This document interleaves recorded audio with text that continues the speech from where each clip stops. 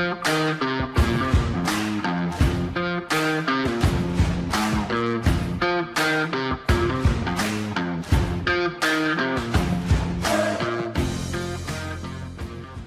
episode is brought to you by LightPoint, of which I'm the principal engineer. LightPoint provides the collision reconstruction community with data and education to facilitate and elevate analyses. Our most popular product is our exemplar vehicle point clouds. If you've ever needed to track down an exemplar, you know it takes hours of searching for the perfect model, awkward conversations with dealers, and usually some cash to grease the wheels. Then, back at the office, it takes a couple more hours to stitch and clean the data, and that eats up manpower and adds a lot to the bottom line of your invoice. Save yourself the headache so you can spend more time on what really matters, the analysis. LightPoint has already measured most vehicles with a top-of-the-line scanner, like Leica's RTC 360, so no one in the community has to do it again. The exemplar point cloud is delivered in PTS format, includes the interior, and is fully cleaned and ready to drop into your favorite programs, such as Cloud Compare, 3ds Max, Rhino, Virtual Crash, PC Crash, among others. Head over to lightpointdata.com/data-driven to check out the database and receive 15% off your first order. That's lightpointdata.com/data-driven. All right, my guest today is Alan Moore. Mr. Moore is a mechanical engineer and principal of AB Moore Forensic Engineering. He specializes in vehicle accident reconstruction, vehicle design analysis, and mechanical engineering consulting. He is the developer and instructor of SAE's course, Accident Reconstruction, the Autonomous Vehicle, and ADAS. Mr. Moore holds a Bachelor of Science in Mechanical Engineering from Michigan State University and an MBA from the University of Florida. He's a licensed professional engineer, a board-certified forensic engineer, and an ACTAR accredited accident reconstructionist. His experience includes nearly 3 decades of accident reconstruction in automotive engineering, having previously worked as a design engineer at Ford. Alan also serves as a high-performance driving coach for aspiring race car drivers through the Porsche Club of America. Thanks for coming, Alan. That sounds fun, the instructing. Yeah, that is good fun. Scary sometimes, but good fun. Yeah, when you're not the one with the steering wheel, I imagine that it's it could be tough, like teaching a 16-year-old how to drive or something at times. Almost more scary sometimes, but I've got a pretty high risk tolerance, so that helps. Okay, you're an autonomous expert. This is what we're going to be talking about mostly today. You teach SAE's course. I've heard great things. One of my engineers has been there, and I'm hoping to take it soon. So I was wondering, as an icebreaker, what car are you currently driving? And I'm hoping you're going to tell me it's a 1965 Mustang or something like that. Nope, it is not. It is not. Okay, Tesla, a Tesla then? I have a Tesla, Model S. Yep. Oh, cool. That's awesome. Yeah, I had the Model Y for a really long time and enjoyed it. Got rid of it when I sent my kids to private school, and I'm hoping to maybe pick up another one before too long. We'll see how that goes. Well, you might want to wait until they figure out how to keep the steering wheels on, because they just had a recall on the Model Y, the steering wheel's falling off. It seems like an important component on a vehicle that is not level 5. You'd think so. Exactly. So, and I thought we'd kind of start there with some of the definitions, because level 5, you and I know what that means, but probably a lot of other people don't. But even before we get to kind of the levels of autonomy, so to speak, let's talk about ADAS in general, because that seems to be more popular right now, and it's kind of a stepping stone to things like level 5. What is ADAS, and how's it going so far? Yeah, so ADAS is the acronym for Advanced Driver Assistance Systems. Once we all got used to calling it ADAS, SAE changed their terminology to just be ADS, or Advanced Driving Systems. But I'm set with ADAS. My class is named. I'm just sticking with ADAS. But the idea of ADAS is it's anything that helps the driver monitor the roadway and control the vehicle. And that can either be a full-time thing like a self-driving system, but it's much more common to have it as an intervention system like a collision avoidance system. So that's roughly what ADAS is.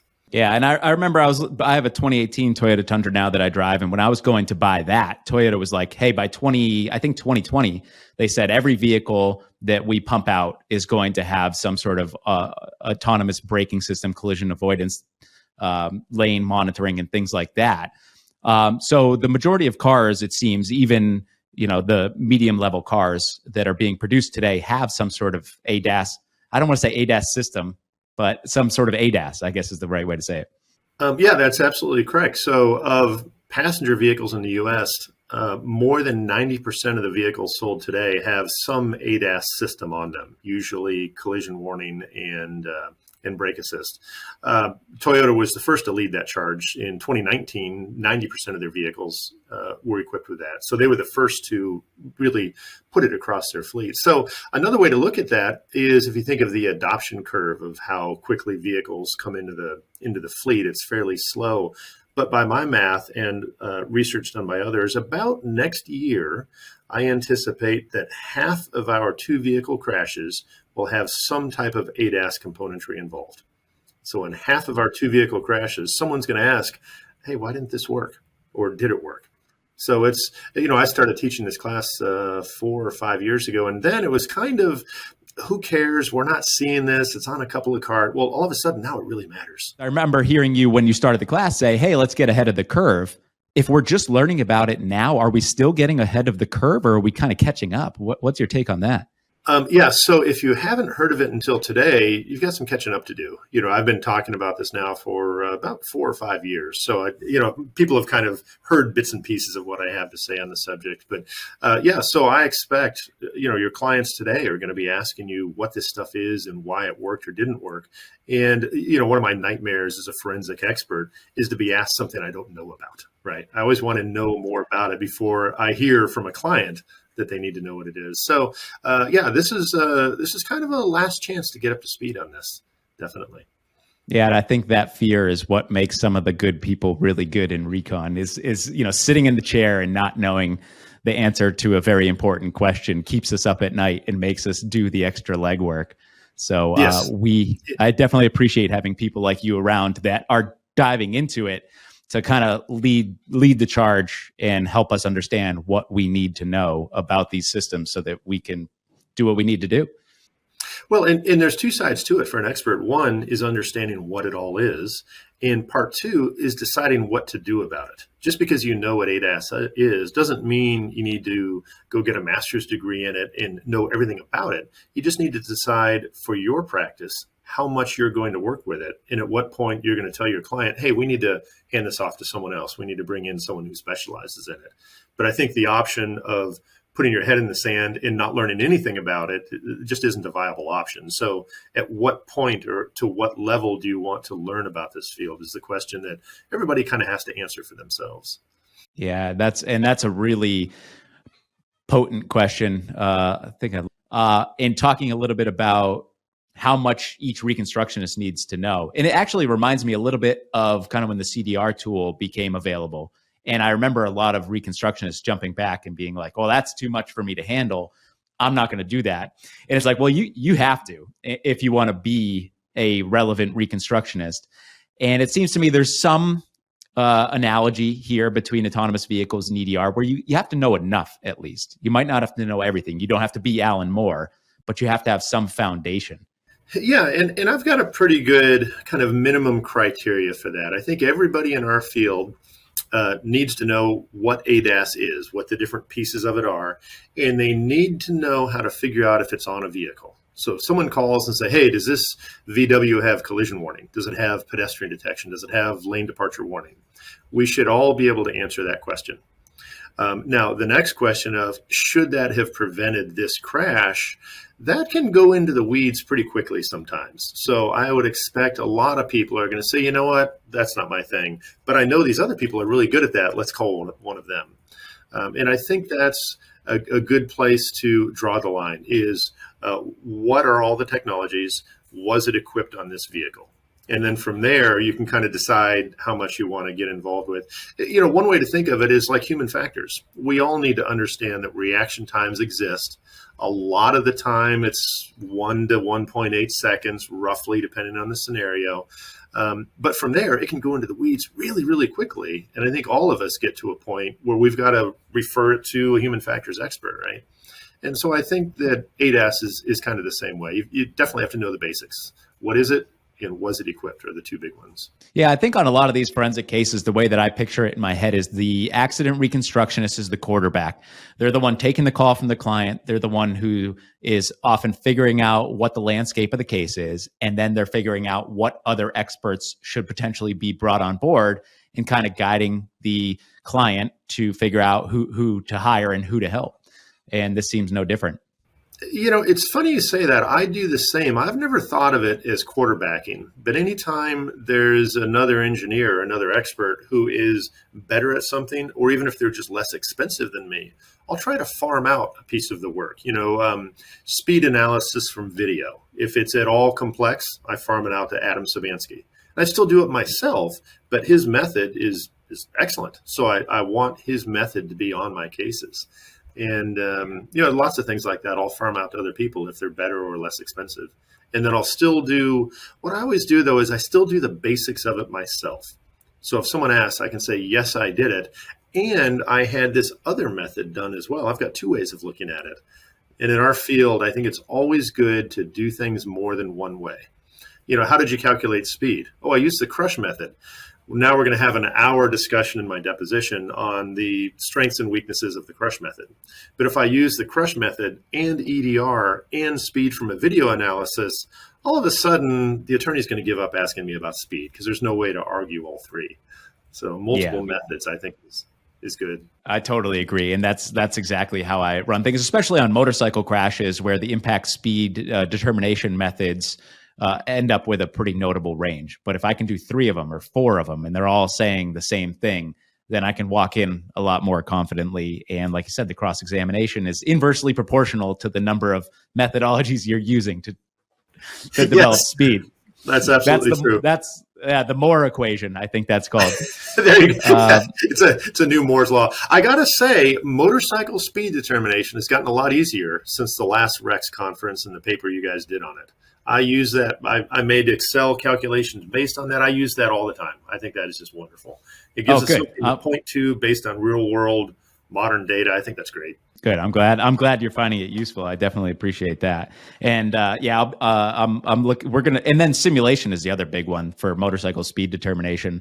And back to like one of your sentiments that I've heard you speak about before, and we were talking about a little bit before recording, is the omnipresence of electronic data and how important that is to us. And the reason that's huge in motorcycle recon now is we get the collision pulse on the target vehicle most of the time.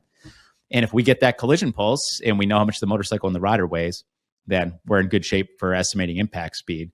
And now I'm kind of jumping ahead a little bit. So I do want to talk about that and that electronic data and the CDR report, what you get from Bosch and what you might get from vehicle control history and other things.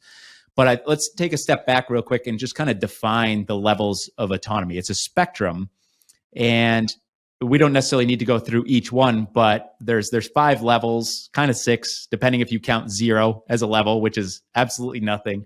If you could kind of walk us through those levels briefly. So I actually like to start at the top. So levels 4 and 5, for most of us, are almost the same. The difference is small. Levels 4 and 5, you don't need a steering wheel, fully self-driving, not Tesla self-driving, but completely autonomous. The thing about levels 4 and 5 is if anything goes wrong, the vehicle finds its minimal risk condition. It finds its own safe place, which generally means pulling over and stopping. That's a key thing about levels 4 and 5. You don't need a steering wheel. You don't need to be awake or sober. And if anything goes wrong, the car will pull over on itself, by itself, and stop. Level 3 is partway there. Level 3 in, let's see, who just came out with a level 3 vehicle? Mercedes Drive Pilot. Yeah. Thank you. Yep, I just saw the article on that. So that right now is the only level 3 vehicle available in the U.S. Level 3 says you can read a book, put on makeup, read the news on your phone. We'll drive for you. But if anything goes wrong, you've got to take over within about 10 seconds or so. So that's kind of the idea of level 3. If anything goes wrong, it's your fault. It's kind of one way to look at it. The driver has to be able to take over. If anything goes wrong and the vehicle has a problem, it's going to stop in the lane with the hazard lights on. And that's not a minimal risk condition. That's requiring the driver, to take over. So what most of us think of as self-driving or ADAS on cars we can actually drive is level 2. That's where Tesla Autopilot and, GM Super Cruise are, where it can monitor speed of traffic ahead of us, monitor lane position, and it can control our steering and speed on a single roadway. So it can take away the steering and the speed control, which when you think about it, is a pretty major portion of the effort of driving. And it's actually really relaxing when you take that away from the driver. The problem is it's really relaxing. So what do people do? They either fall asleep or they get distracted by something else. So we're going to give you this great technology, but tell you, oh, wait, no. You've got to stay up and pay attention. You've got to keep your eyes on the road and your hand on the steering wheel. So it's kind of like we give this to a driver, but then we take it back. And if anything goes wrong, what does the manufacturer do? Blame the driver for not paying attention. So that's where level 2 is. And then level 1 is either steering control or speed control. Basically, that would be like an adaptive cruise control without steering assist. So that's kind of a rough breakdown of the levels. Yeah, and the Model Y I had was obviously level 2, and I found myself falling exactly into that trap that you were talking about. When I first got it, I was really apprehensive, and putting it into that autonomous mode where it's controlling steering and throttles and brakes, I was like, okay, I was just super vigilant and looking out for anything that would make the system behave inappropriately. And then eventually I'm driving to Arizona and I'm on 10 and it's super straight and there's nothing to do. And I just double click the stock and then try to fire off some text or change the song or something like that. And then while I had it, they're over the air updates, as you know, then they started monitoring the driver and they're like watching your eyes and telling you, hey, you're not paying attention to the road. So we're going to turn off the autopilot system, quote unquote. And then I found myself frustrated. I'm like, come on, you should be able to handle this. Let me take a little bit of a break here and do what I need to do. Mm-hmm. Yeah. So what's neat about that, so they're using a camera to monitor the driver, but they're not just monitoring the driver. Believe it or not, they're watching your cell phone.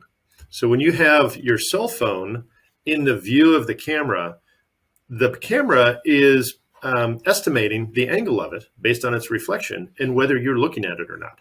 So if I'm holding my cell phone like this, I'll get a warning pretty quickly in a Tesla. If I'm holding my cell phone like this to show it to the passenger, it won't respond as quickly. It's pretty impressive what they're doing with that driver monitoring. But driver monitoring matters a lot because people either get relaxed and distracted, or they use the ADAS system as a benefit to allow them to do something else. A secondary task is what we call it. But in a level 2 system, you can't do a secondary task. You've got to be watching the road ahead. And, when you think about how much training airplane pilots get to use their autopilot, which is much simpler than a level 2 system. And we give this to consumers and say, have at it, out on the road you go. That's, obviously issues are going to happen. There's no question about that. Yeah, read the owner's manual. You'll figure it out.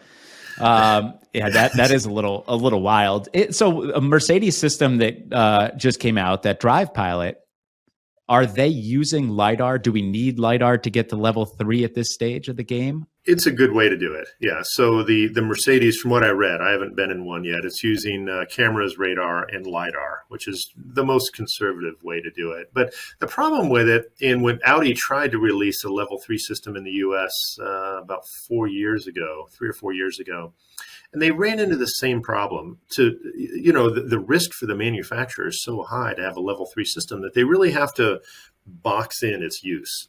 So like Audi's system, the Mercedes system says limited access expressway with guardrails, with a lead vehicle that your car can follow, less than 40 miles per hour. My 10-year-old could do that. Yeah, exactly. So I had a really long drive on Saturday in traffic where that actually would have been useful. But my Tesla does that already. I just have to stay awake, right? But so the environment where that works, it's just so limited that it's not going to provide a whole lot of safety benefit. Now, as time goes on and they get some more fleet learning, as I understand, they're going to raise the maximum speed of it. And once they get up to, say, 65 or 70 miles an hour, then it has real utility. But for now, its use is pretty limited. But the GM Super Cruise is somewhat similar, although it doesn't have that speed limit on it. Still, the use of it's pretty limited. But because of that, you won't see an article in the news about a Cadillac causing some mayhem with the Super Cruise enabled, like you see with Teslas. So, one manufacturer is much more risk tolerant in where they allow their system to be used. So more mayhem occurs. Another manufacturer is extremely conservative in where they allow the system to be used. So not much mayhem happens, but drivers don't get the safety benefit of it either, which is better, right? 10 years from now, we'll look back in hindsight, it'll be obvious. Right now, the answer is not as obvious as some people might think it is. Yeah. And so Tesla has been one of those companies that's really vocal about trying to progress without the need for LiDAR, without implementing LiDAR. And I think for somewhat obvious reasons, it's ugly, it's expensive, it's vulnerable, it's sticking out on the end of the car and can be thrashed by a million different things. But what are the sensor groups that all the OEMs at this point are using, just to kind of help people get an understanding of what sensors are driving these autonomous systems? So for the vehicles we have on the road today, for ADAS systems and vehicles that we drive, it's cameras and radar. That's basically all we're using. For fully autonomous development vehicles, or the Mercedes Level 3 vehicle that came out, they're almost all using cameras, radar, and LiDAR. And so that makes it easy to find a fully autonomous test vehicle. There's a bunch of junk on the roof because they have LiDAR units all the way around it. So how that's going to work out for Tesla, we'll see. For any technical person to vocally state, I am not going to use this technology today, 3 years from now, that decision should be reconsidered, right? Is that decision being reconsidered as technology changes? I'm not so sure. But when I see Audi and Mercedes and even, I believe, Bentley integrate LiDAR into the grille, where, it's a limited view width, but it's still LiDAR, it's still useful. And the cost has come down so much. Why not use it? By the time you put all the technology and the cost into it, why not use a tool that's providing beneficial info? So we'll see. And that makes me think of the iPhones now, where this little sensor here is LiDAR. And this is, I'm pretty sure it's manufactured by Sony, and they just had an announcement that they're coming out with a new longer range LiDAR device. So this is not like you and I are used to using a terrestrial scanner with a spinning mirror or something like that with this big bulky thing. If you could put 10 of these around the car and it costs you $1,000 or $500 to install them, that information is huge. Photogrammetry is obviously extremely powerful, but seems like it can't handle everything. Obviously, there's a benefit from adding LiDAR in that synergy. Right. Yeah, a real limit of photogrammetry in a vehicle is, and I've not seen it yet because our roads are flat, but Tesla's full self-driving system has, in some models, it has a stereo camera system forward, but the side views are all basically monocular. Well, if you're trying to judge traffic and there are slopes, big hills like San Francisco style hills, its distance estimation can't be as accurate. And I've been curious how they handle that. And I've not messed with it. We don't have hills in Florida, so I don't get to see it. But yeah, that would be one of many applications where LiDAR would be better. You don't have that limitation with LiDAR. And so not only is the cost of the sensor dropping rapidly, but the computing power needed to analyze the data is cheaper, but also our techniques for processing this data have advanced so rapidly. I mean, who would have thought that we could do a 3D LiDAR scan and register it on a cell phone? Even 5 years ago, who would have thought we could do that with LiDAR, and now we all do it. So yeah, this stuff advances at such a rapid rate. It's a race to keep up with it.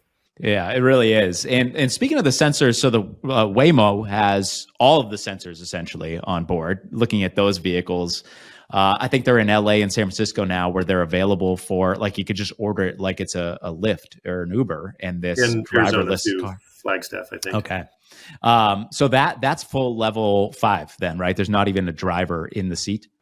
Technically, it's probably level 4. So the difference between level 4 and level 5 is level 5 can work in all environments. So you could have a whiteout blizzard snowstorm or a heavy rainstorm with flooding, I guess, and it'll still work. Well, that's not very realistic. So level 4 is really the highest we're going to see. But so those are most likely level 4 systems. Okay, that makes sense. And that does sound completely unrealistic because even I have a hard time driving in a whiteout storm. I used to live in Massachusetts. I had that skill at one point, but now that I'm in Southern California, even the rain terrifies me. So speaking of the Apple, I mean, they've got obviously this cool array of cameras they're doing photogrammetry with. They have the LiDAR they're using for augmented reality and things. Where are they in all this? You don't really hear, at least me as a layman, I don't hear much about Apple in this game. Where are they at, and what do you expect their role might be in the future? I don't expect anything from Apple at this point. They had an autonomous vehicle division for a while working on something. It was very vague. But I think a good way to estimate what they were doing is by looking at a company called Comma.ai. And that's kind of a neat story. Comma.ai is a company started by George Hotz, Hotz. He's one of these just, brilliant masterminds. I think he was the first person to hack an iPhone. And I believe he was a teenager when he did it. He's a very, very sharp guy. His idea is, I don't want to have to buy a car to get this technology. I want to have a device that I can plug into a car that gives me the technology I want. So basically, he came up with a device. It's called the Comma. And you literally can buy this today and put it in, I think you can put it in your Tundra, actually. And it interfaces with the CAN network, takes control of throttle, brakes, steering, camera, well, not camera, but radar, and gives you a level 2 system that's pretty similar to a Tesla autopilot from, say, 4 or 5 years ago. The beauty of that is it solves the rental car problem. When I fly to another city, get some other car, it's going to have some mix. Why is this Nissan beeping at me and telling me the radar is obstructed? Why in the Chevy Tahoe is one seat cushion vibrating at me? I don't know what all this stuff is. But if I can take my cell phone or George Hotz's Comma 3, plug it into the car, now I have the interface I expect, the features I expect, the performance I expect in any given car. That's what Comma.ai has developed. And I think Apple saw the same and wanted to develop and realized, one, it's very complex, and two, this other company is already doing it. But I think that's where Apple is going, because to me, it doesn't make sense for Apple to get into the business of making cars.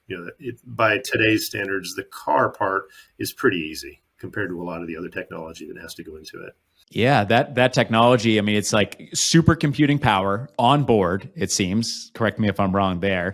But then you need to also be developing machine learning tools, artificial intelligence, potential vehicle-to-vehicle communication, potential vehicle-to-infrastructure communication. There's just a whole plethora of problems. And like you said, the car, we mastered that a long time ago. Granted, they keep getting a little bit better and a little bit faster and a little bit smoother, but the rest of that stuff is pretty darn new. Oh, yeah. I mean, think about how much tires or automotive paint or passive restraints have improved in the last 20 years. Yeah, they have. They've gotten better. But think about how much image classification, which autonomy relies greatly on. I mean, that almost didn't exist 20 years ago. And now we can do it on our cell phones. Traffic signals can do it now. So there's been so many advances in those areas that it overshadows the rest of the automobile from an ADAS standpoint. Yeah. And so speaking of V2V and V2I, V2V being vehicle-to-vehicle communication and V2I being vehicle-to-infrastructure communication to facilitate autonomous driving, where are we on that now? And where do you see that going? Is it necessary to continue along this path and get to level 4 or 5? Yeah, so I call it V2X, so vehicle to anything communication. It's V2V and V2I and so on. That's not really my specialty, but I think it's kind of the Wild West right now. Everybody was focusing on DSRC, which is a short-range radio, and Cadillac and Mercedes actually put them into production. But since they were the only vehicles on the road using it, it wasn't that helpful, right? It's like when telephones first came out, if you were the only one with a telephone, it didn't do you much good. Well, since then, it appears that 5G is going to replace DSRC. So now all the companies developing this technology have to, move everything to 5G. And there's a lot of promise with it in crash reduction, but there's a lot of challenges to it as well. And I really don't have a good feel for where that's going to end up. I mean, there's some really neat Jetson style scenarios where I'm approaching a green light at night, another car is going to run a red light, and either that car or the traffic signal make an assessment that he's not going to stop at that red. And they warn me to stop on my green light to avoid an impact. I mean, that's, think of what that could do to reduce crashes. But the moving parts that have to fit together to make that happen are difficult. Another one is in a crowded city, a pedestrian's about to step off the sidewalk into the roadway.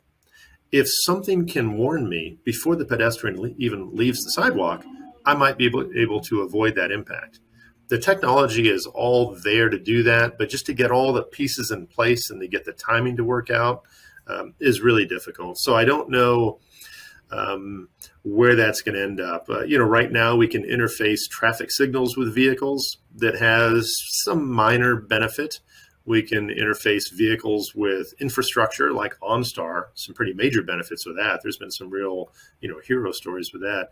But yeah, where that's going to end up, I don't know. But the biggest problem I wanted to solve is the loss of visibility problem. We get this in Florida where you have a combination of fog and smoke that happens on an expressway. And people don't understand how debilitating that is, but witnesses describe it as having a white blanket across your windshield. So imagine you're driving at 70 miles an hour and literally somebody puts a white blanket on your windshield.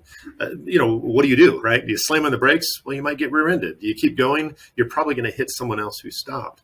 But if V2X communication can warn everybody, hey, slow down, there's limited visibility ahead, we could prevent, these 50-car pileups that we hear about sometimes. And that would be a major benefit of V2X, in my opinion.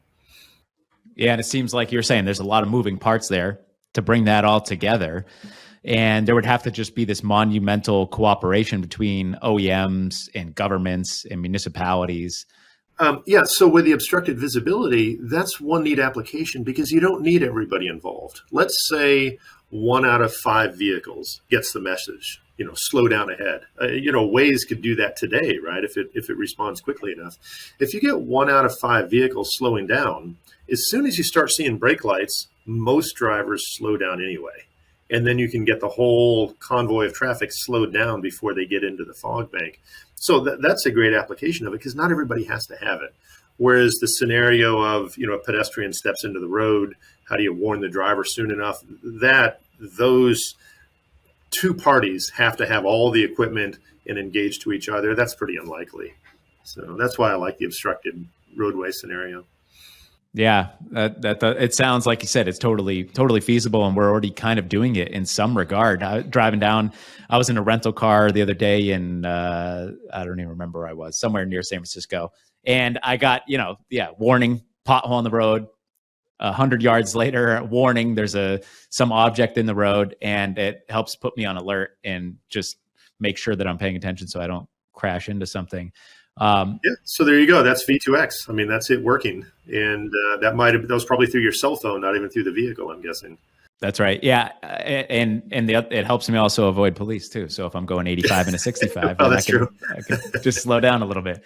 Not that I ever would go 85 and a 65. That's ridiculous. So the cooperation, I wonder if it's good. This is just me kind of spitballing. Like, are we going to need that cooperation among manufacturers to get to, first of all, are we ever going to get to level 4 where like the majority of the vehicles on the road are level 4? And if we do, is it going to require some cooperation between the manufacturers? Are they going to have to get together and say, this is a problem too big to solve on our own? Why would we try to solve it on our own? We have talented engineers at all of these places. Let's get together and solve the problem. I mean, I think that ADAS is the biggest example of collaboration in the auto industry ever throughout history. The amount of standardization that's been going on, I find really impressive, especially since most of it is happening without regulation. The federal regulators have intentionally stayed out of this as much as they can to encourage innovation. As soon as you put a rule on it, like Part 563, as soon as you put a rule on it, you standardize something which is good, but you limit a lot of other things that could be better. And so, we do have a lot of collaboration going on. And Collaboration is good for things like V2X. It can't work at all otherwise. But just like drivers need to be able to operate as independent agents, cars need to be able to operate as independent agents. What if you don't have a cell connection? What if you don't have an internet connection? Will your car stop on the side of the road? Of course you want it to keep going. So the biggest question in my mind is to get to level 4, what do we need from the roads? Because right now we have level 4 vehicles. I mean, that technology is out there, but it depends on good operators, as we'll call them, so trained operators somewhere in the mix. And that's just going to be a challenge no matter how we look at it. But it also requires good roads. And in my class, a lot of the accidents I show, the roadway was a contributor. Not that the road had to be designed to allow level 4 driving, but quality of lane markings is a great example, right? If you have poor quality lane markings, your level 2 vehicle won't drive as well. And you can go state by state and look at differences in roadway maintenance and similar differences in level 2 performance just based on lane markings. So yeah, what will it take to get to level 4? It's probably going to take some level of dedicated roadways. We don't need it now because it's small companies doing development on it. But by the time we release it to the mass public, I would not be surprised if we end up with some level of dedicated roadways for it. Yeah, and that was one thing that I was always really careful of when I was driving around the Tesla and I double-clicked the stock and I'm driving along in my quote-unquote autopilot. Anytime I saw funky road markings or the sun was potentially in a position where it might limit the contrast between the lane lines and the roadway itself, then I would either keep a sharp eye on things or just take it off. And there, as an operator of a level 2 vehicle, I think it's really important to understand the limitations of the machine. Like you say, we don't get any training on that. That's something that you and I might have some idea about, but a regular soccer mom is probably not going to understand exactly what the sensors are looking for. So it becomes a little bit cumbersome. Well, in that cumbersome area is where we live. So when a level 2 system works fine, we never hear about it. As Jeff Moutart says, everybody goes home and nothing happens. When a system reaches a limitation, that's when we get called and asked, what happened? Why didn't this work, right? And a lot of ADAS involved crashes have an ADAS system limitation. A great example is a pedestrian impact at night. Right now, very few manufacturers' systems have any ability to handle a pedestrian impact at night or warn the driver and avoid it. So that's a simple limitation. But in bright daylight with a brightly lit pedestrian using very clear biofidelic motion, we see the legs moving. Most cars sold today, are amazing at their ability to at least warn the driver, if not brake, to avoid that pedestrian at certain speeds. Yeah, and one thing that I found interesting as I was prepping for this podcast, and maybe you can answer this and maybe you can't, but the corroboration of a fleet. So say all Teslas out there, they are monitoring a bunch of situations, and then when they see something noteworthy, I don't know, they're sending that information back to the mothership, and it's helping to inform the further development of their system via machine learning. That's the way I understand it as somewhat of a layman. Is that accurate? And if so, is there anybody else doing that too? It's accurate, and I actually have some really cool examples of that in use. And I'm not sure if any other manufacturer is doing that. I'm not sure if any other manufacturer has the capability of doing that right now, but Tesla excels in that. There have been points in time where every Tesla on the road was running autopilot in a shadow mode, where it's kind of running a simulation on real-time data and reporting back to Tesla issues that came up. But I have two really neat examples of that in use. So when Tesla was working on their full self-driving system, there's one scenario they ran into where I've never seen it before, but you have a stop sign. Below it, it says, except for right turns. So you have to stop unless you're going to turn right. So I think the right turn is like kind of a separate lane almost. So for them to figure out how to handle that, they needed, one, a bunch of images of stop except for right turn so they could train their image classifier. And then two, they had to have a bunch of examples of how to handle it. So they basically had, not every, but most Teslas on the road start looking for that sign. And now Tesla has the largest database in the world of images of signs that say stop except for right turn. And once they had that, then they could, train their models on what to do in that scenario.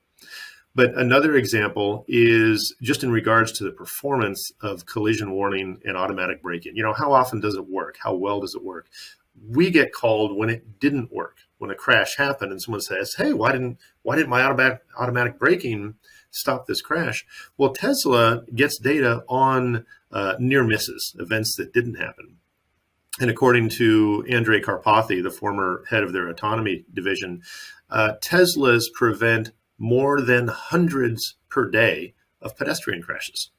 More than hundreds per day. We never hear about them, but the system triggers and either warns the driver or autonomously brakes. So, given that a lot of times we get called when it doesn't prevent the crash, it's really useful to know that it did. In fact, a major trucking company has asked me, how come we're having all these crashes? We spent all this money on this technology. Why are we still having these crashes? Well, thankfully, the system that they have in place allows us to see other events that it did prevent. I can go in there and say, here's our crash, but here's the last 9 events it did prevent. Let's look at those and get an idea of how well the system actually worked. Because when everybody goes home, we don't hear about it, but that's a success for ADAS if it was involved. Yeah, exactly. We're cherry picking what we're looking at to a degree. And that brings up a really good point. And I think I've heard you talk about this elsewhere before. Pedestrian impacts from 2020 to 2021 went up 13%. And it was some big numbers, like 12,000 more fatalities or something like that. I don't know if that's the exact number, but the delta is indeed 13%. And that is with the advent and the assistance of all these advanced systems. So imagine what that would look like without it. And I talked a little bit about this with Mutart. I'd love to get your take as well.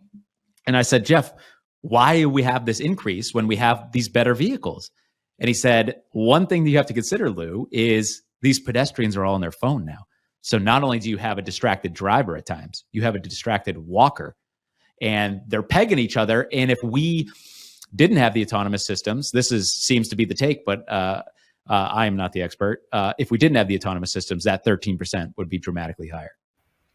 Oh, absolutely. I think it would. There was a great, I think it was actually an insurance company ad, but it might have been just a public safety message. And the message was, if they can't walk while texting, what makes you think you can drive while texting? And it showed people trying to walk around a city while texting, and they'd walk into stop signs, they'd fall off ledges, they'd fall down stairs, do all sorts of crazy things just trying to walk. And yeah, Jeff makes a good point. So now we have both parties distracted. And pedestrians, they can be even more focused. Their gaze time at their phone can be longer than a driver. So I could definitely see that. But I think of it as 2 steps forward, 1 step back. So we have all this great technology to prevent crashes, but then we have all these drivers doing secondary tasks, right? We don't know what it is after the crash, but a secondary task is usually, something on their phone. So it's like, one technology is making driving safer, the other is making it less safe, and they almost balance out, which is kind of unfortunate. So, and then when you give a driver a level 2 system, so many drivers think, hey, great, this is my time to read the news. I can read a book. I can do whatever I want. They don't even understand the message that, no, that's not what level 2 is. Level 2 is, keep looking ahead. You're still watching the roadway. Yeah, we got so close. And hopefully we even that out. And I don't know how. I don't think anybody does, or else it'd already be done. But to prevent drivers from that secondary task, from that distraction, it's obviously some sort of addiction, and we all feel like obviously you just drive down the highway here in Southern California. I suspect it's true where you are as well. Just take a random peek at the guy next to you, and the odds of them being on their phone are like 25 to 50%, at least. Like most of the time when I look over, somebody's on their phone, and I'm just like, what are you doing? Mm-hmm. Yeah. Yeah. And with an ADAS system, there's 2 ways to try to prevent that. One, the simplest way is looking at steering wheel torque. If you can measure some torque on the steering wheel, that suggests there's a hand on it attached to a person who's awake, and that maybe then they're paying attention. But obviously that's a poor proxy for driver distraction, right? The best way to do it is with a driver-facing camera where you can watch the driver's eyes, and with some cars actually watch the angle of the cell phone. But there's a third thing I've noticed too, that I've noticed in Teslas. I don't know if other manufacturers do this, but is an attempt to issue warnings based on hazard level. So for example, on a straight flat expressway with no other traffic around, an autopilot or full self-driving system is more tolerant of lapses of distraction. But if you're approaching a traffic light at high speed, or a railroad crossing, or a change from a divided highway to a non-divided highway, I've noticed autopilot tends to be a lot more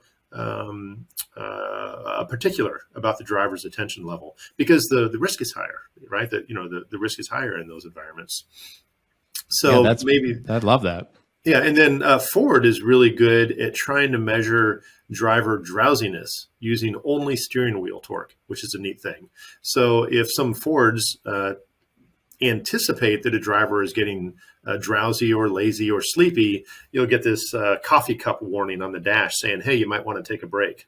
So there's things like that the technology in a car can do to help, but it's still kind of a battle between improving safety and letting drivers be more distracted. And that battle's going to continue until we get to at least level 3, in the majority of vehicles. And that's a good ways out from here.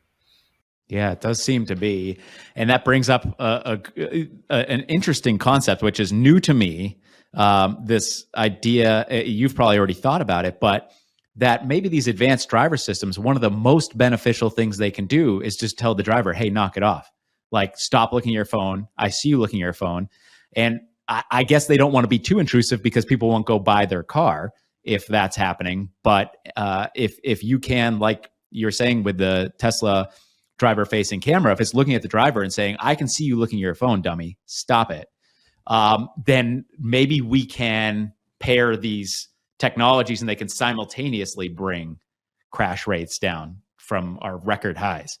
I'd like to think that's true, but I'm not as optimistic about human behavior as you are. I have a friend who's one of those people who just won't wear a seatbelt. And every time he gets in my vehicle, I'll start driving, and I don't even hassle him at first anymore. I'll start driving, and the chime will be going off, not quite continuously, but pretty close, even though he's in the passenger seat. He's so immune to it, he doesn't even notice. It's not until a few minutes later he thinks, oh, that's right. In a minute, I'm going to have to hear Alan hassle me about this too, and he's going to pull over to stop. It's easier just to put the belt on. But the chime, which aggravates me to no end, but I never drive without a seatbelt, has zero effect on him. And I drove it was a pickup truck, an F-250 recently, and it looks like Ford had copied General Motors' backseat reminder. On a GM vehicle, if you had opened a back door, then when you turn off the car, it gives you a chime. Hey, check the back seat in case you left a kid or a pet back there. Well, this F-250, that went off every time I turned the truck off, even if a back door hadn't opened. And it was terribly aggravating. If there was a way to turn it off, I couldn't find it. So, the attempting to change human performance without aggravating most drivers, that's a challenge. That's really challenging. That does seem like one of those things that might have to be mandated via legislation, just because if the auto manufacturers all don't have to do it, then people would just drive the cars that don't do it. Well, true. Well, now there is one way to handle that, though. Say with, I think every level 2 system I've driven, if you don't have your seatbelt on, it won't work. If you take your seatbelt off, it'll disengage. So if you want the value of level 2, you have to wear a seatbelt. We're not quite there yet, but we shortly will be, where at every new vehicle with level 2, if you want it to work, you have to wear your seatbelt and you can't be looking at your phone, right? Those are things a Model Y can do now, and that'll be more common in newer vehicles. So, that's a more reasonable way to do it, I think. If you want this benefit, you can't drive distracted. If you want to drive distracted, you have to turn off this benefit. Then it's even harder to drive distracted. And, maybe... at least we're not doing 2 steps forward, 1 step back kind of thing. Yeah, I hope we can find that balance, because in 5 years, I would love to meet back up with you in 2028 and look at the crash rates from 2021, 2022, and just be like, that was ridiculous. I'm glad we made some progress. And on those ones, the crashes, the cases where the autonomous system didn't do great. So kind of moving toward the practicality section now, we get a case, average recon gets a case, you get a case. There are suspicions, like say, my Tundra, 2018 Tundra, plows into the back of a car on the highway at 55 miles an hour. And we're like, okay, I know that vehicle had some pre-impact braking capabilities and it had collision detection capabilities. Why didn't that work? Doesn't matter on the car specifically, but what is that process? How should recons be thinking about just starting the process of diving down the rabbit hole to try to understand if some advanced system should have been participating in the event? Yeah, so that's the point that, like I said, is on the other side of a line. So every expert should be able to say your Tundra had a collision warning and automatic braking system. And here's how I can tell that. All of us should be able to do that. The next step of why didn't it avoid this crash? Some of us are going to dive in and learn everything about that. Others in our field are going to say, you know what, that's for somebody else. But the quickest way to look at that is what limitations might apply. If the crash is in the dark, especially with a pedestrian, the camera is not all that useful. If there's a high closing speed, if the closing speed is over about 50 miles an hour, very, very few systems can automatically brake in time to avoid the crash, and very few systems can warn the driver in time for the driver to brake. So that's a limitation.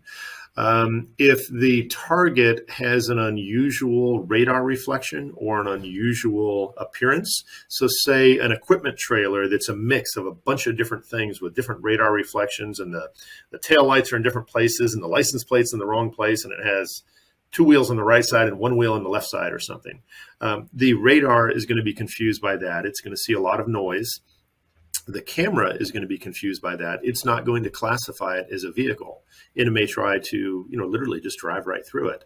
To us, that seems crazy. Why would it happen? But it's important to remember that image classifiers, which are what the camera uses, don't think the way we do. They're faster and more accurate than we are, but only if it's something they're trained to look at. So an image classifier can usually pick out a motorcycle faster and more accurately than we can in a crowd of vehicles. But a Can-Am, a three-wheeled motorcycle, or what was another one? I can't remember the name of it. How well is it? Spider. No, not the Spider. It's a third one. Real funky looking, like a retro style in the front. They're not very common. But even with the Spider, that's a good example, because there's only one wheel in the back, but yet it's the width of a car. How is an image classifier going to handle that? Who knows? Depends on how it was trained and, what the angle of the sun was at that moment. There can be lots of reasons why it doesn't work. So you see this in the owner's manual. The owner's manual lists more reasons why these systems won't work than they do why it will work. And they're not just, they're trying to cover their bases and all that, but it's true. There's lots of reasons why they won't work. And that's what I was thinking as you're talking about that. It seems like the owner's manual is probably the recon's best friend at the beginning. It's like, okay, maybe even before you go do your inspection, I just got this new case and it involves a newer vehicle. Let me just first step, go to the owner's manual, figure out what this thing might be equipped with, and then I can look for the appropriate sensors once I get there to confirm what it has and if it's equipped. Yeah. So that's actually, to me, step two. Step one is look at the vehicle, and if there's a camera at the top of the windshield, it has some type of ADAS in it. If it's a Nissan with no camera, it probably still has a radar. So that's step one. But step two, you're right, is to look at the owner's manual, the build sheet, the sales brochure for that year. What did this vehicle come equipped with? And thankfully, this isn't the case so much in new vehicles, but in, say, 2018, you could buy a Tahoe with probably 3 different levels of ADAS. You could have a collision warning that only worked in a narrow speed range.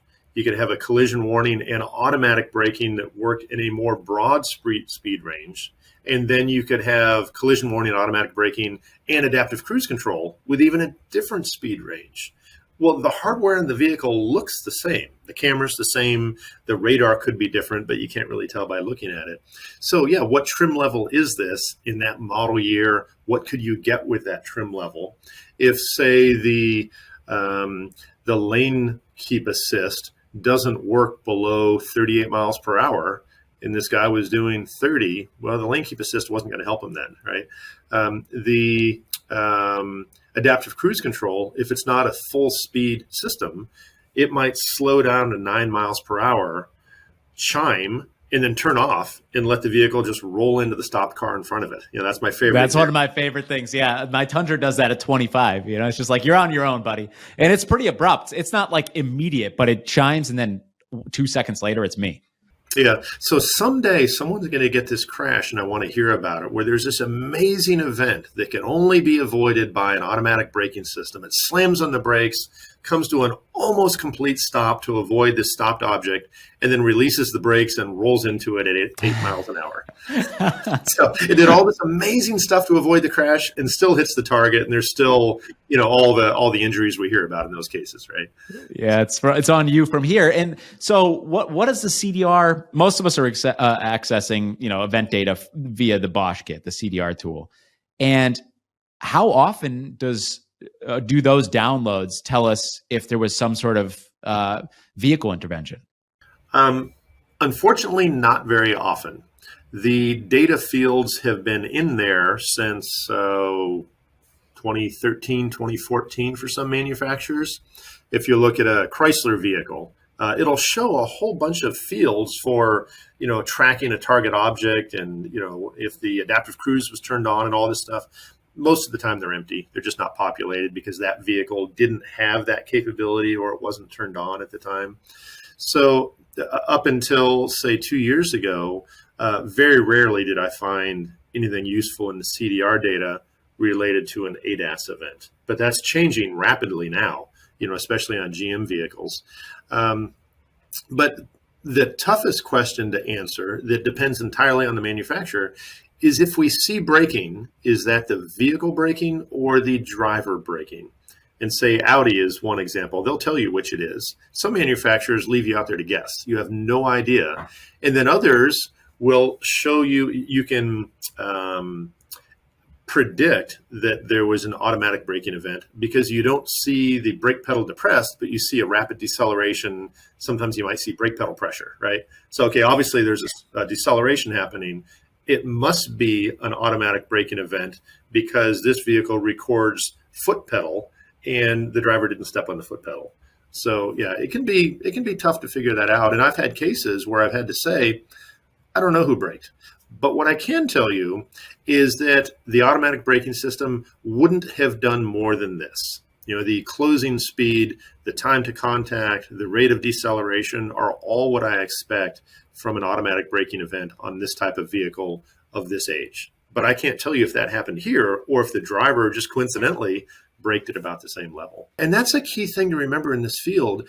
If I'm looking at a crash on your 2018 Tundra and I want to go out and recreate it, I don't want to use a 2019 Tundra or a 2020. And if yours is an SR5 trim, I don't want to use a limited trim. I need to use that model year, maybe even near that production month. I want to use that trim level. And even if I do that in a Tesla, because of fleet learning, I may still get a different response. There was a big Tesla crash a couple of years ago in Florida, where when we went to do a reenactment on it, we had to accept the fact that we're testing a different vehicle now because the vehicle has, a year and a half newer of software updates and fleet learning. And for us, there's really no, all we can do is, kind of try to extrapolate to what was available at that time.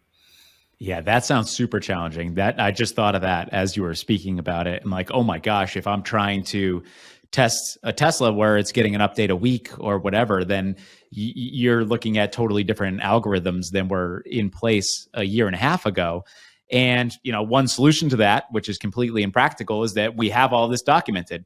Somebody's tested a Tesla that week of 2022 and they know how it behaved then, but that's not going to happen. Hopefully, I've heard you talk a little bit about the importance of just the community developing this level of knowledge like we have with other disciplines, say crush analysis or EDR analysis. I can almost always call Rick Ruth and say, I have a 2019 Ford that's doing this. And he's like, oh yeah, Bobby from Michigan saw something similar. But we're not there yet with autonomous functions. And some of these things you can go test. It seems like testing is a big part of it. Like you kind of have to go test that vehicle, but in some cases, you're going to have to just raise the white flag and be like, this might not be the same configuration as it was at the time. Right. Yeah, the good thing about it is most of the cases we're getting now are crash or no crash. These vehicles hit at 50 miles an hour. Could the truck have stopped instead? Well, that's a really big difference. There's no splitting hairs if you're looking at a 50 mile per hour impact or no impact, right? Where it would get tough is, let's say we have, and I've had this one, let's say we have a 12 mile per hour impact and the automatic braking was engaged during that time. If we make one or two changes to this scenario, could it have stopped and not impacted the other vehicle? That's a lot tougher. Now we're starting to split hairs, and now we have to consider things like variability of system performance, right? But fortunately, those aren't too common. Usually it's a really, really big difference. And what is available for ancillary reports at this point? I know Tesla will supply the owner with certain reports, and we have vehicle control history. If CDR doesn't answer what we want, where else can we look? Yeah, so within the CDR, we get the ASCM data from some General Motors vehicles. Other manufacturers offer bits and pieces within the CDR data. On Toyotas, we get the vehicle control history with the images, which is improving dramatically. It's amazing what we can get out of that. With Teslas, we get the EDR that doesn't tell us anything about ADAS. And then sometimes we can get log data, which gives us a mix of different things, not always useful.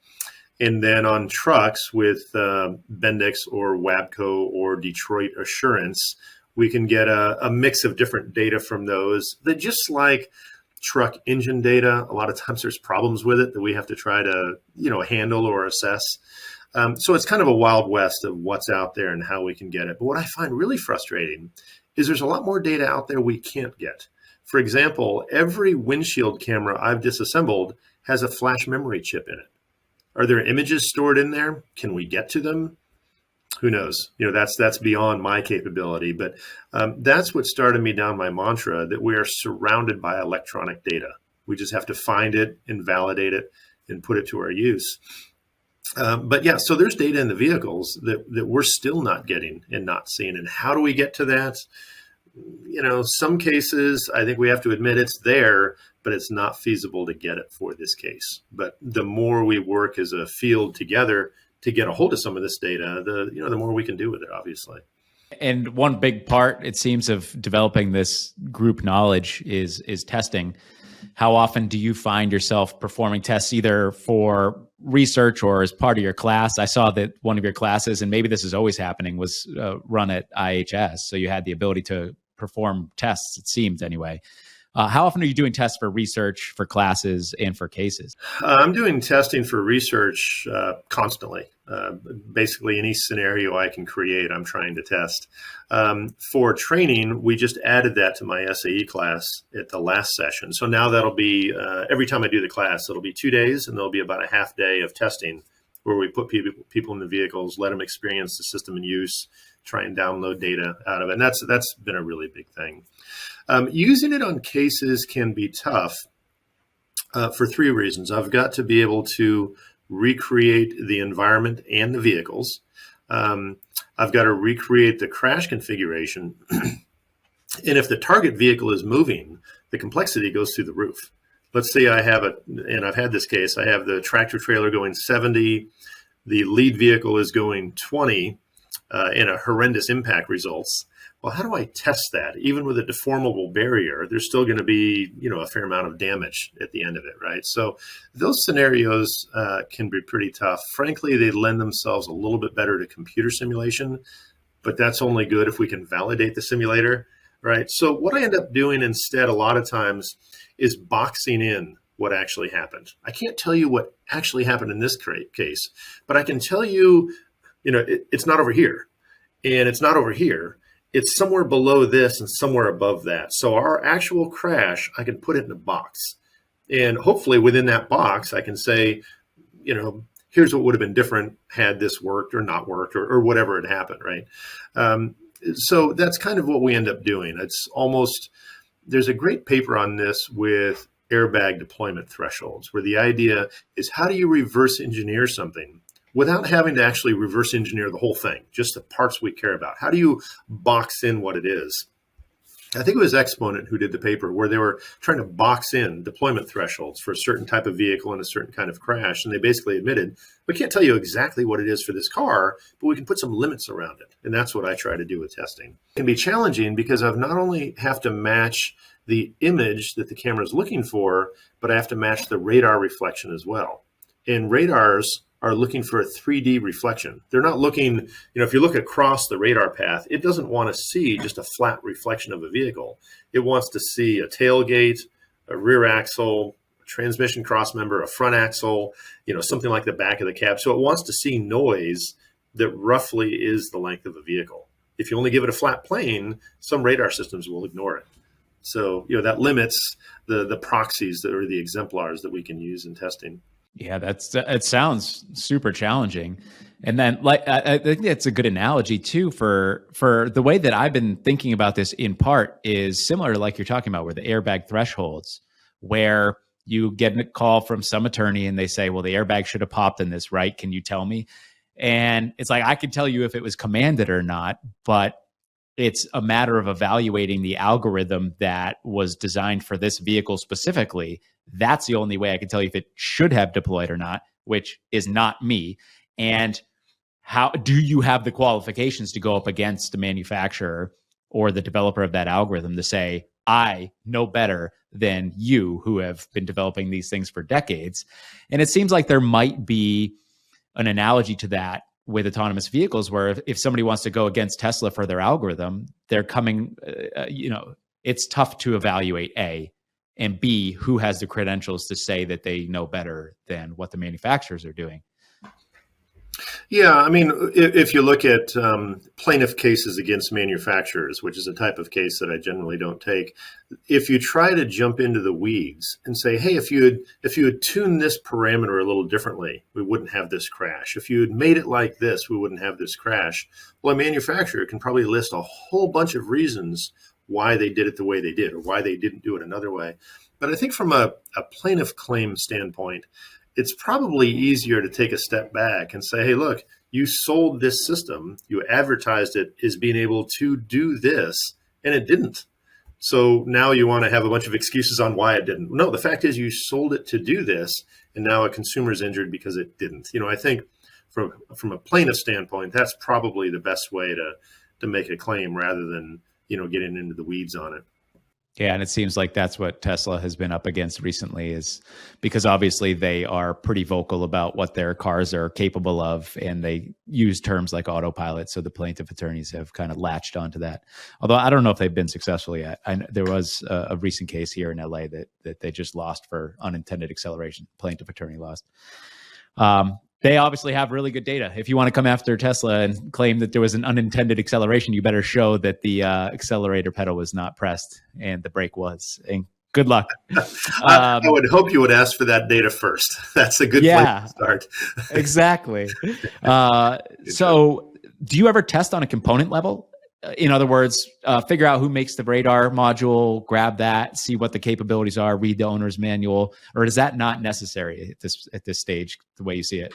I've tried to do some things with that, and what I'm finding is that the future of our field is going to end up being a lot of software engineering, because trying to do anything with components or trying to do anything with algorithms, it dives really quickly into software engineering.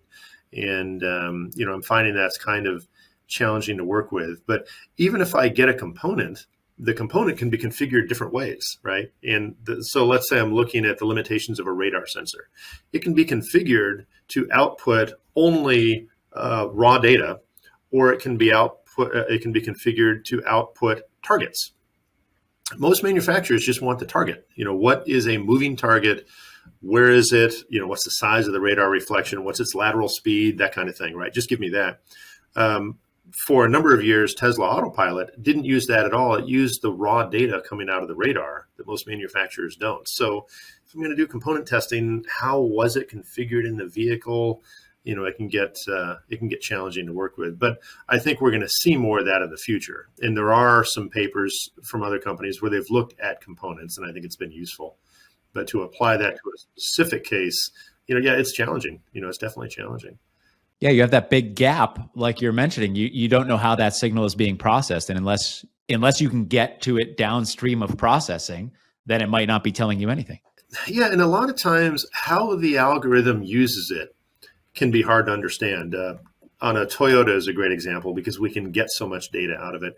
If you look at, say, the target number or the target classification, a lot of times it doesn't make sense. Like it's not a repeatable value if you do the same test over and over again. So why it's doing what it's doing or why the manufacturer has chosen to do it that way is not always apparent. So what I've done so far is look primarily at the end performance rather than trying to get into how it gets there. So treat the system as a black box, give it some inputs. What are the outputs? Are they doing what we expect it to do? Is at this point a safer way to look at it, I think. Hopefully that'll change in the future. And that was one of my questions is what does fingerprinting ADAS performance mean? And I suspect that's what you were just talking about, but maybe I'm wrong. So fingerprinting is something I've been working on, and Detroit assurance data is really good for this because every time we get data from a VRDU, a video radar decision unit, it gives us, I think it's 10 events. Well, 9 of them are going to be unrelated, but hey, that's still data we can look at. And so something that we really need to be able to fingerprint or correlate is time to contact versus speed. So if I'm going to drive at a fixed barrier at 10 miles an hour, I know pretty well at what point I'm going to get a warning and at what point I'm going to get automatic braking. And it'll vary for different manufacturers, but I kind of know where it's going to be. At 30 miles an hour, it should be a bit earlier. At 70 miles an hour, it might be the same as 30, which doesn't make any sense. It might be much earlier, which would be good, or it might not happen at all. So, can we come up with kind of a graph of time to contact versus speed for different classes of vehicles? That'd be really good for answering the question, why didn't this system work?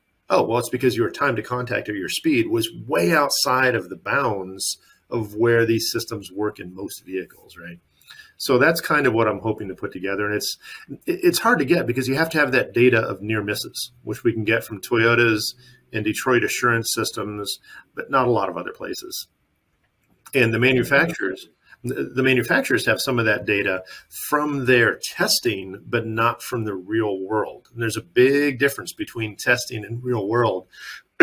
A great demonstration of that was the BMW X1 that I forget if it was IIHS or I think it was AAA that tested it for pedestrian detection using a standard pedestrian detection test method, using a standard mannequin. Everything was the same they do in every other vehicle. It didn't avoid it once. It hit the pedestrian like 32 times. Well, I don't think that the BMW system sucks. I think it was designed or tuned for some other scenario, maybe real life pedestrians, not a mannequin, right? Another example is there's a type of deformable barrier called the ADAS barrier. It's great because it's fairly cheap, it's deformable, it's easy to hit. The radar signature of it looks nothing like a regular vehicle. So as I talked about this kind of 3D radar reflection, manufacturers now have to say, okay, we need to be able to pick out a motorcycle and a bicycle and a truck and a car and a boat on a trailer. Oh, and make sure we can pick up that ADAS barrier so we don't end up on the cover of Consumer Reports for hitting one and not knowing it, right? So what a headache for a manufacturer, right? Yeah, that's not what they're actually looking for. Yeah, because that doesn't exist in the real world, but that's what they test on. So we should be using better barriers, it sounds like. The ADAS might not be an appropriate methodology or a tool to use. So it's a great barrier for testing. There's a lot of neat things you can do with it. But the problem with testing any system where AI is involved is that you can end up kind of giving the system the answers to the test. You kind of over focus on a certain scenario and it starts to ignore other scenarios. So that's kind of the risk with it. But yeah, certainly that, it's wise to use a variety of targets. And I know manufacturers try to do that. There was a study in Australia by Volvo looking at kangaroos to make sure they could track kangaroos. Because you might have 30 kangaroos on the side of the road that really aren't a hazard. They're just eating. But you might have two that want to run across the road. Well, you've got to be able to identify those two, but select out the other 48, right? I mean, that's an extreme example of trying to identify unusual targets. That is a unique down under problem right there, for sure. So we don't have a lot of that in the States. But it does lead to what we do have a lot of, which is edge cases. The entire problem with autonomy can come down to training humans to use it and edge cases, because no matter what we do, we can't ever get out of edge cases. A kid on a hoverboard looks like a pedestrian, but the legs don't move like a pedestrian. It's not going the speed of a typical pedestrian, but to us, the hazard is the same. To your autonomous system, does it think of it the same way? Or does it put it in the category of a motorcycle or a bus stop? Who knows, right? Until you present it with that edge case, No, I've got a great example in my class of an edge case where the hazards in the road are a chicken and a woman in an electric wheelchair with a broom chasing the chicken. You can't. They didn't program that in? Yeah, come on. But it was a Waymo vehicle that maneuvered through this scenario, and it did exactly what a human would do. It stopped when the hazards were in front of it. When the hazards were on the other side of the road, it tried to creep through the environment, and then it stopped again when the chicken came back in front of it, and it took pictures the whole way, which is exactly what humans would do. So that's pretty impressive, right? That's a success for autonomy. That totally is. Oh man, I want to buy some of these test devices. By the way, that just sounds fun to at least get my feet wet. Is that something that somebody can do who doesn't specialize in it, or are they too expensive? So I'll give you 3 examples, and one of them is a warning. But the first example is go on Amazon and buy a cardboard cutout of your favorite character or politician or actor. And if you have a vehicle newer than about, I think probably 2020, so I don't think your Tundra will do this, but vehicles newer than about 2020, the pedestrian detection relies mostly on image classification and ignores radar data. So lots of new cars will stop for a cardboard cutout if it looks like a person and if the wind doesn't blow it over. So yeah, and buy somebody you want to hit, I imagine, buy some figure that you hate. Yeah, mine is James Bond. You'll see it at Rex. I'll have James Bond there, and I'll get a couple others in case someone runs over Mr. Bond. So that's the easiest way to do it. If you want to use a car-shaped target, that's more difficult. You have to have an image, so like a vinyl graphic image stuck to something deformable. It can either be a piece of foam, or mine is actually bonded to a radar reflective fabric that I can then stretch out on like an awning. I can attach it to an inflatable like soccer goal or something like that. Or you can make it a thick piece of foam with metal in it to be the reflectors. And some vehicles will respond to those and some won't, because they don't have that 3D reflection I was talking about, right? So my Tesla, the adaptive cruise control will stop for that, but the collision warning will ignore it and blow right through it. Same vehicle. Yeah. What does your hood look like, Alan? A couple of chips on it. So yeah. So 2 different performances from the same vehicle. But now for my warning, there were 2 cases I think there's now been 3 in Florida and Georgia, where customers at a dealership said, "Hey, what is this stuff? How does it work?" And the salesman said, "I'll show you." One of them aimed at a tree and hit the gas. He hit the damn tree. Oh man! Yeah, another one aimed at a stopped car, hit the gas, drove into the car, and then there's a third one I use actually in my class where it actually hits a group of pedestrians. So the problem is, if you're going to do it, make sure it's something you're okay hitting, and make sure it has a radar reflection, unless it's the pedestrian scenario I talked about. Make sure it looks like a vehicle. But the first time I did this with a vehicle image, the vehicle image I found didn't have a license plate on it. and I wasn't getting a very good response. And I thought, oh, there's no license plate on there. So I printed an image of a license plate, not metal reflective, just the image of it, and stuck it on there. And the performance of ADAS systems probably doubled just from adding a license plate. So odd little things like that, can make a difference. So, but don't practice with anything you're not willing to hit. It's kind of the So I shouldn't put my motorcycle, in front of my newly acquired Tesla that I'm hoping to get before too long, and just try to plow right into it. I don't recommend it. At Rex, you will see me walk in front of them, and you'll see times when it works and when it doesn't work. But I've practiced at that. I'm a trained professional. Don't try that at home.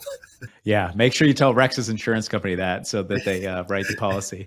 Exactly. So, and that is actually, I didn't mean to cover this, but it's a bit of a selfish question. Tesla's been getting a little bit of heat recently for pegging motorcyclists.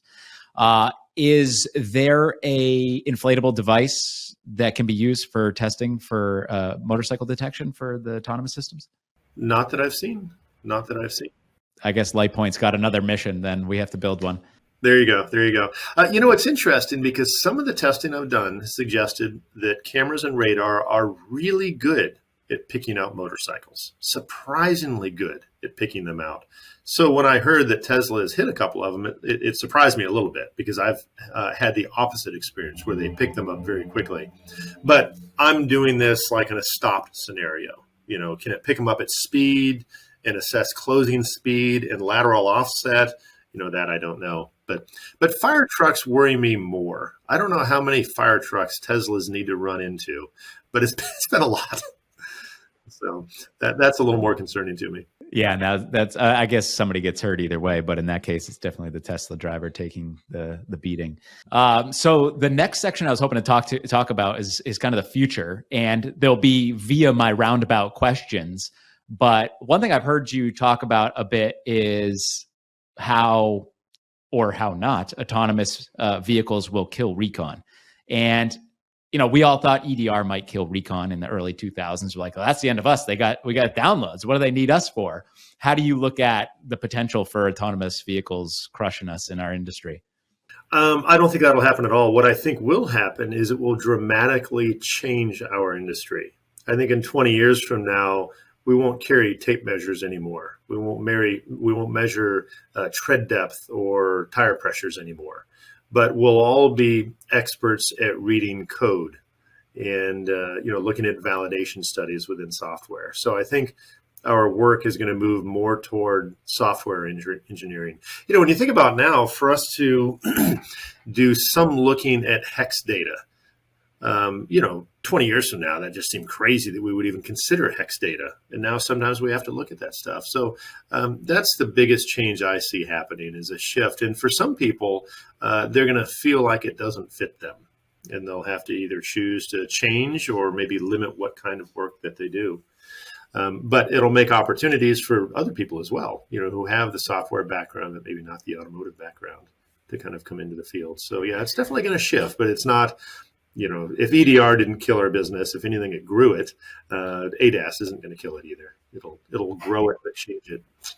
That's how I looked at video too. I think a lot of people are like, well, video's everywhere now, so we don't need the recons. But if your practice is anything like mine, when I get a video, it just means that my bill is going to be bigger. It's going to be more work because you can figure things out on a more detailed level, but it requires a lot more work to do that.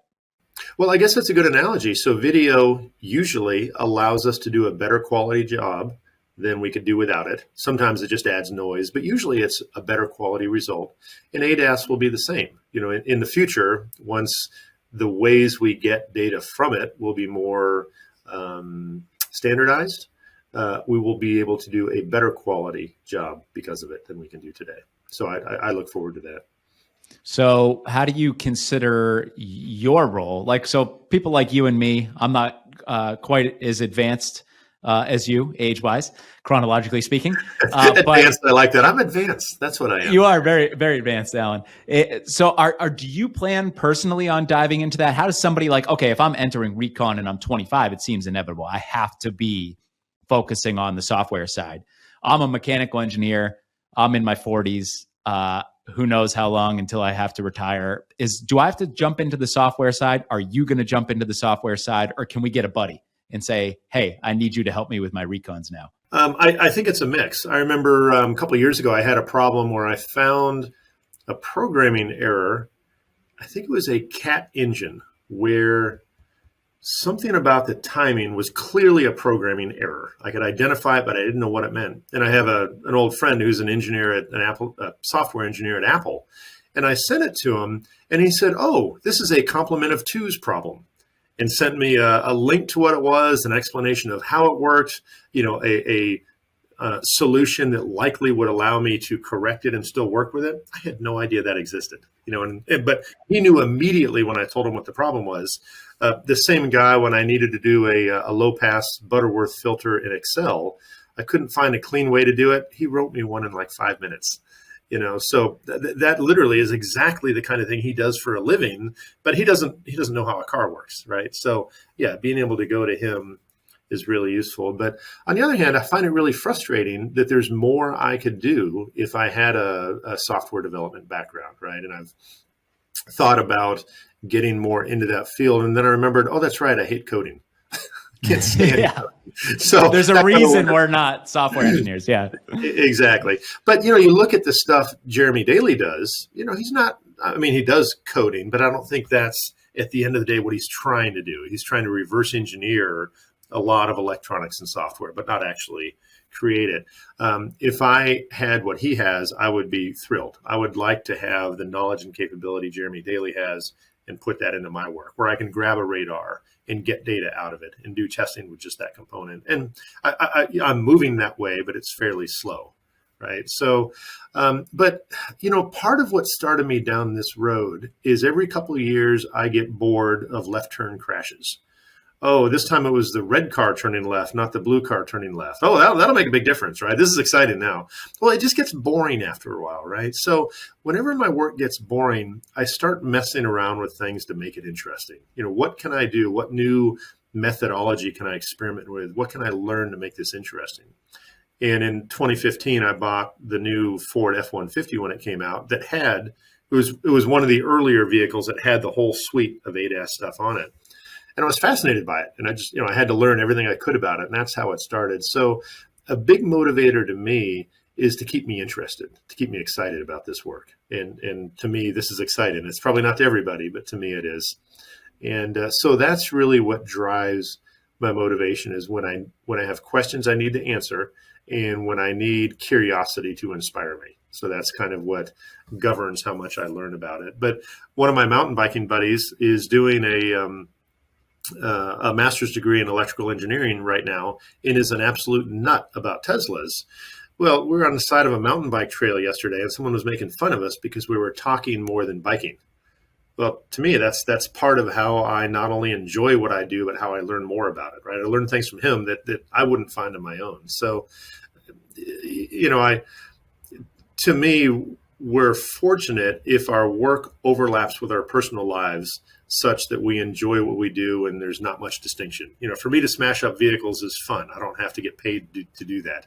So we're fortunate in that way, right? Not everybody has that, but that makes it easier to learn things as well.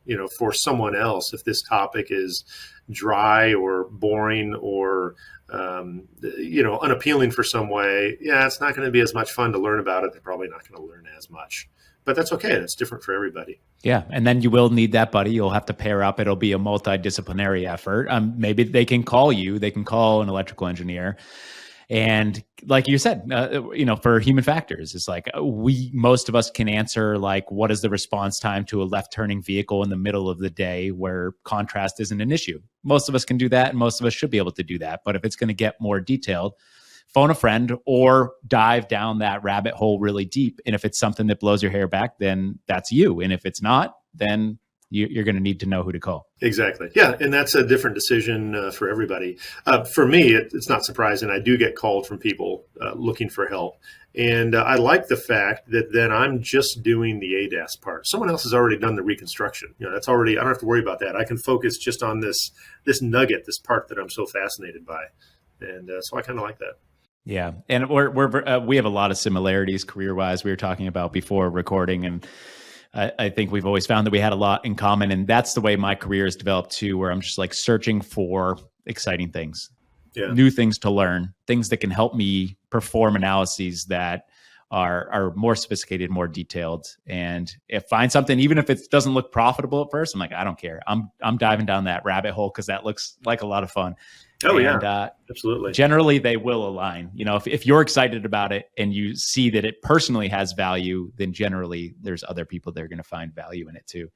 Mm-hmm. So that on that note, seems like continuing education always has obviously been important in recon, especially with EDR and video analysis and things that are changing quickly. But it brings it to a whole new level where things are changing so quickly. If you really even want that base level of knowledge, it seems like you're going to have to pay attention and go seek out some classes. Oh, absolutely. Yeah, it's difficult to even keep up with. I mean, so with the SAE class, there's a test at the end of the class, right? And one of the questions was, true or false, are there any level 3 production vehicles available in the U.S.? Well, the answer was false until last week. Yeah. Right. I mean, that's just one example, but literally these things change weekly, right? And so it's tough for even me to keep up with. And of course, it's that question that keeps good people in our field awake at night. What if I'm wrong, right? What if I missed something? What if I didn't get something? What if everybody else knows that Teslas can't identify motorcycles and I'm the only one who didn't know that, right? What if something like that happens? Well, I think that paranoia is part of what drives us to keep learning, to make sure that nobody knows more than we do. But it is a significant challenge trying to stay on top of it, especially when the same vehicle, one model year to another, can have dramatically different behavior. It can improve significantly. The technology we have went from pretty much not being able to detect pedestrians at all in, say, 2017 production vehicles, and I'm kind of generalizing here, to where I'm willing to walk in front of most 2021 production vehicles below 15 miles an hour. I mean, that's huge. That's a huge difference, right? In just 4 years. And again, how much did tires or engines or seatbelts or airbags change in those 4 years? Yeah, they improved, but, incrementally, right? Yeah.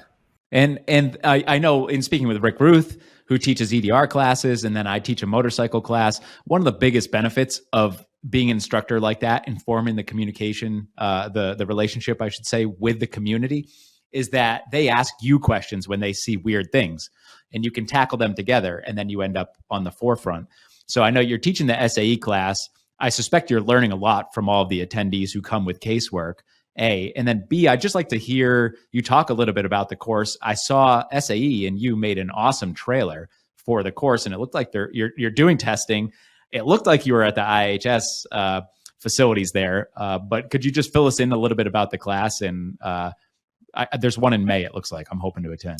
Yes. Yeah. So the class I started maybe 5 years ago, it was a one-day class, not just on autonomy or ADAS, but reconstruction of crashes using it. And there's another really good SAE class just on autonomy itself, but mine focuses on the reconstruction of accidents involving ADAS.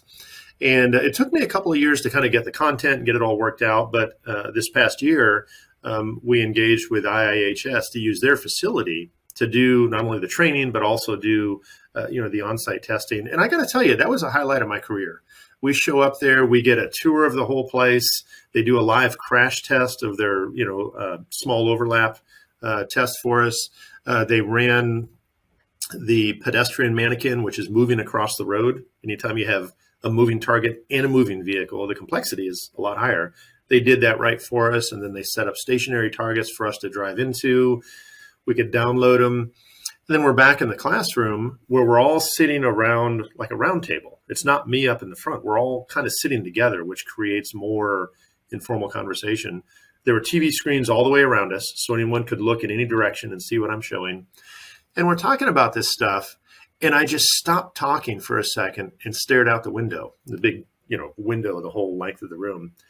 And as I stopped, people started turning around. Well, what was coming in was a transporter full of Rivians, the R1T and the R1S, which I don't think were even available for sale yet. They were early production units coming to IHS for their testing for rating and so on. I hadn't even seen the R1S. And here, what 11 of them come in, they're going to leave in a dumpster, by the time they're done. Yeah. Because they've got to crush them when they're done. So just, the whole thing was just amazing. Well, now that COVID travel restrictions have lightened up, the companies that support IAHS are filling up their travel schedules. So we can't use that facility right now, but we're probably going to be using the M-City autonomous vehicle test track in Ann Arbor near Detroit.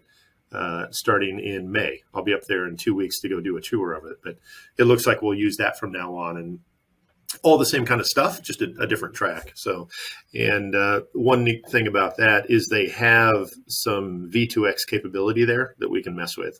And they have a level 4 shuttle that we can ride in. So some other neat things there, because what I really want people to do when they come to my class is not listen to some old man talk.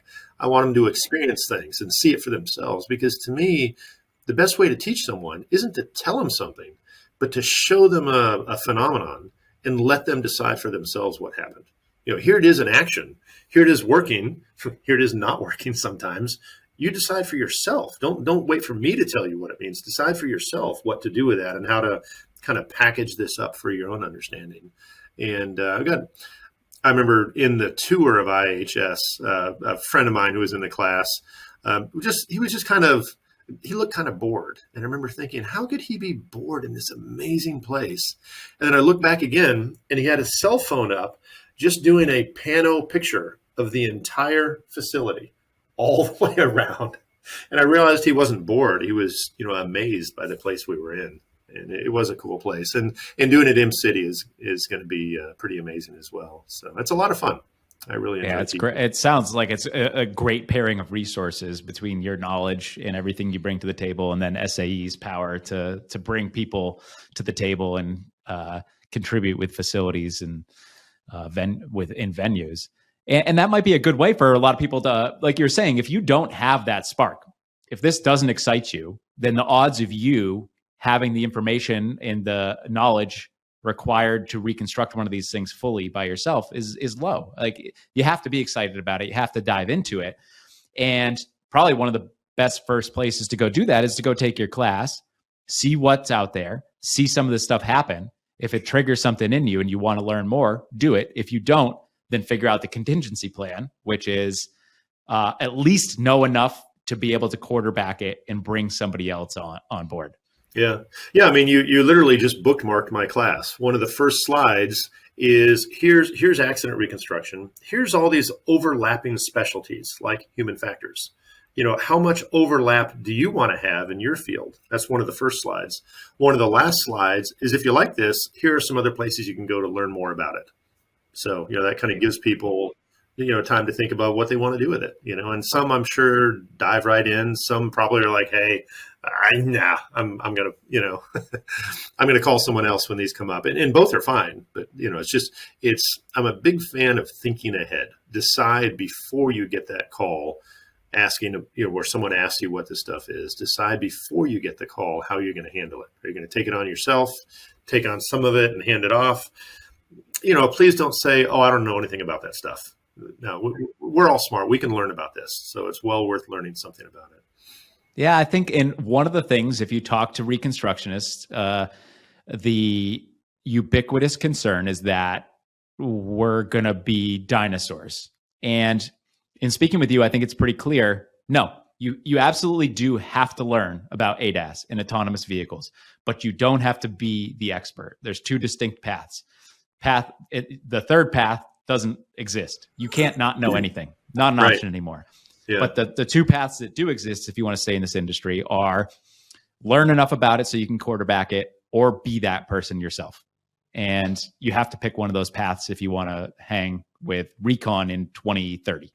Oh, absolutely. Absolutely. I mean, an extreme example, I got a call just a couple of years ago, not 15 years ago, just maybe 2 or 3 years ago, from a client who said, hey, Alan, I've hired this reconstruction expert in another state. He can handle the crash, but he can't do the truck download. He doesn't do truck downloads at all. Can you come do it? And I said, I can. Here are some less expensive options, but here's a thought to consider. If your reconstruction expert won't touch truck downloads at all, and doesn't have a way to get it done for you, you probably shouldn't use that expert. Probably shouldn't use them at all, because there's some truck downloads, a Mac and Volvo download I can't do, right? But I can tell my client, I'll coordinate it for you. I'll get it done. Here's the other party I use, and here's why, right? So I take care of it all. But yeah, to tell a client, oh, I don't do that. No, this is part of our field. We need to, just like truck downloads, we need to have a way of managing this, right? Yeah, exactly. It shows a lack of awareness of the community and involvement with the community. I'm with you. I know my boundaries. There's a bunch of stuff I don't know how to do, but I think that it's important. It's part of our job, like I've said earlier, as a recon, to me, is helping a client select the appropriate experts for that job. Yeah, and thankfully, most people in our field feel the same way. Hey, you know what? That's not in my specialty, but I know someone who can do it. I'll help you set that up. That's the right answer. Yeah, and that's where the majority of my work comes from. I'm a motorcycle expert. That's all I do now for reconstruction work. And a lot of the times people understand, hey, that's a little bit over my head. Give Lou a call. And so I appreciate it. And then I do the same thing with a bunch of other things, including heavy truck downloads. I can do like, if the truck is not annihilated, I'll do the DLC Detroit diesels and the Cummins. Those are pretty easy. I learned from Jeremy, and that guy's. I'll take his intelligence, by the way. Also, if that's up there for availability with his knowledge. Yeah, right. So, and it's, you were saying like we're going to be trading our tape measure for a laptop, kind of like downloading things, understanding the software. That's going to be more important than going out there and measuring a tire mark or something like that. And then we kind of talked about the omnipresence of data, CDR, vehicle control history, whatever the heck is going on in those dash cams that we might eventually get. And then Tesla has the vehicle data report that's either out or coming out, which you'll be able to get. What does recon look like in a decade? Is it primarily interpreting electronic data and video in fewer boots on the ground? Yeah, and I'd say actually that describes the majority of my work today.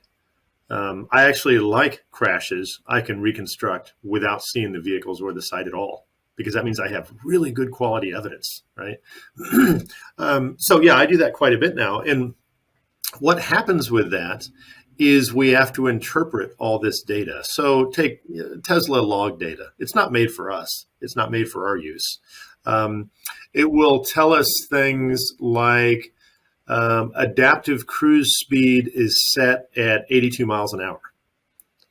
Well, wait, this is a neighborhood street. It can't be at 82. Was he trying to do 80? Well, no, he wasn't. That's just the last set speed it had, and it propagates through the data, right? So there's a lot of things like that in electronic data. We have to be able to pick out, that whoever coded that report and the data behind it isn't doing what we're doing. They don't really care what we do. So we've got to pick out what matters and what's relevant and be able to weed out the things that aren't relevant and explain why they're not relevant.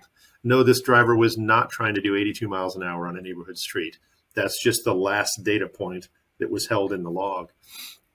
So, but I actually do that a lot. I mean, between dash cams, telemetry, and EDR data, we can get a really good picture of what happens in a crash now.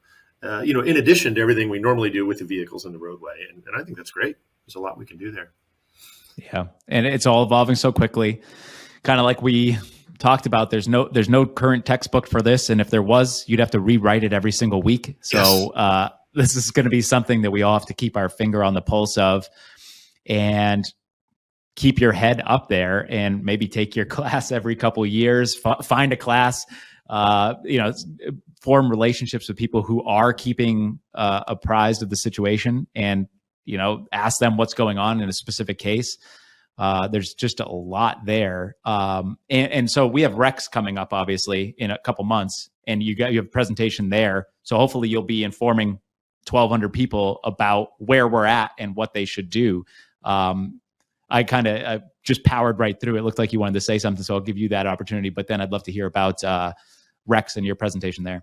Oh, yeah. So I was just thinking about, how to learn things, how to use continuing education to stay up in our field. And I was thinking early in my career, I thought that reconstruction conferences were just to learn something and stop. okay, I'll take an EDR, I'll take a CDR conference presentation, and then I'm good. That's all I need to know. What I didn't realize is that most of the people doing presentations, they're progressing their knowledge. They're advancing what they know and what they share. So it's really a way, if you're early in the field, it's a way to learn what's out there.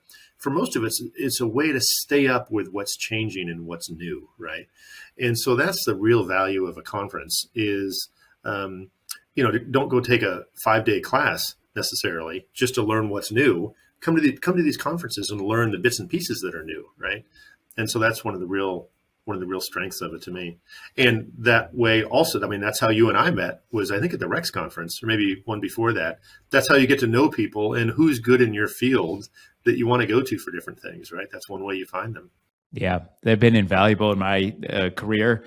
Like you said, forming relationships, just unintentionally, you find people that you get along with really well, and you have overlapping interests, but not necessarily the same skill set. And when you put the two skill sets together, you can accomplish things that otherwise wouldn't have been accomplished.